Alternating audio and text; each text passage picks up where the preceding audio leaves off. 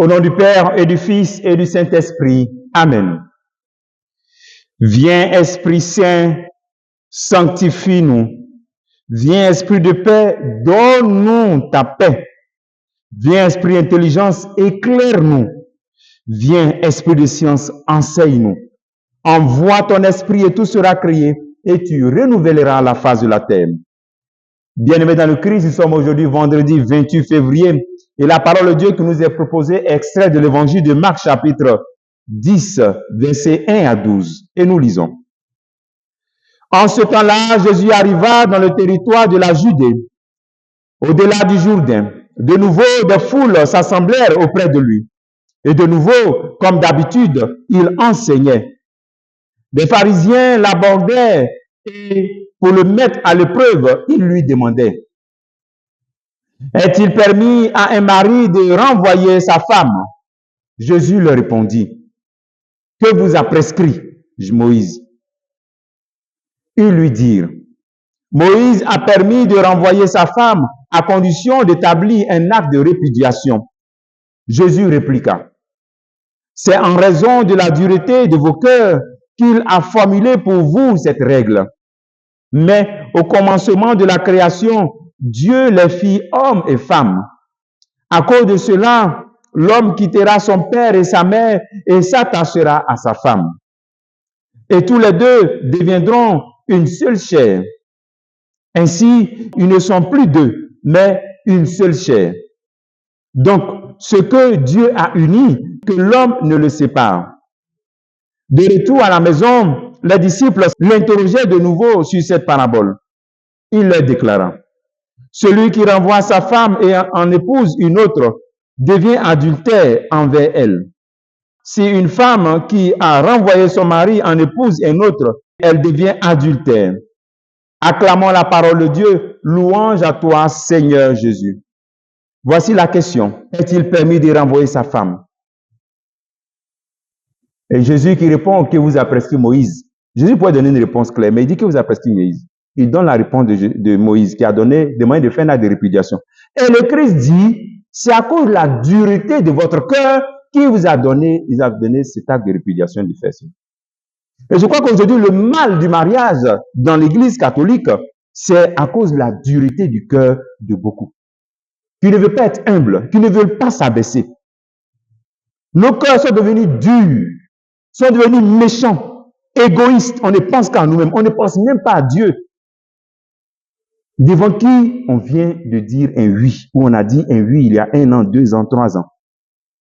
On refuse de reconnaître les erreurs, les propres erreurs. C'est toujours l'autre. On accuse toujours, comme Adam et Ève. Voilà. L'homme a dit c'est Ève. Ève a dit c'est le serpent. Personne ne se remet en cause dans le couple. Personne ne dit non, c'est à cause de moi. Je dois changer quelque chose. Tout ça sont les signes de dureté du cœur. Donc, si le Christ donne cette réponse-là, il pose encore une question. C'est pour amener un fait très important, une réalité qui est vraiment très, très importante. La dureté du cœur. Et cette réalité empêche l'accomplissement du plan originel de Dieu. Le Christ, quand même, rappelle ce plan originel. L'homme quittera son père et sa mère et s'attachera à sa femme.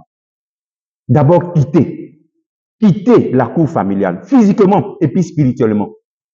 Quitter, c'est créer cet écart. La famille ne peut pas toujours avoir la main dans la vie des couples, imposer, commander tout, regarder tout, diriger tout. Ils n'ont aucune liberté. Comment on peut les aider à grandir? Deuxième élément, c'est s'attacher. Imaginez 2 personnes qui sont attachées. Comment ils peuvent marcher ensemble? Je le répète très souvent, parce que c'est important de regarder cette image. 2 personnes attachées à une corde. Comment ils peuvent marcher s'ils ne parlent pas les deux? Ils doivent dire allons comme ça et puis maintenant ils marchent ensemble. Sinon, si un veut partir là-bas, l'autre va comme ça, comment ça va marcher? S'attacher. L'homme quittera son père et sa mère, les écarts, et puis on est attaché. Voilà, nécessité de la communion. De nourrir cette communion par la vie de prière. Nourrir cette communion par la communication, parler. Voilà. C'est ça, cette qualité. Donc, on attache tout. Les défauts et puis les qualités de l'autre. On marie plus les défauts parce que c'est les qualités qui t'ont attiré. Maintenant, quand tu t'engages là, c'est pour dire, j'épouse les défauts de l'autre. Comme Dieu épouse tes défauts, Dieu est toujours là pour te pardonner. Si Dieu n'épousait pas les défauts des hommes, nous, on serait tous morts, anéantis. parce que nous sommes des pauvres pécheurs.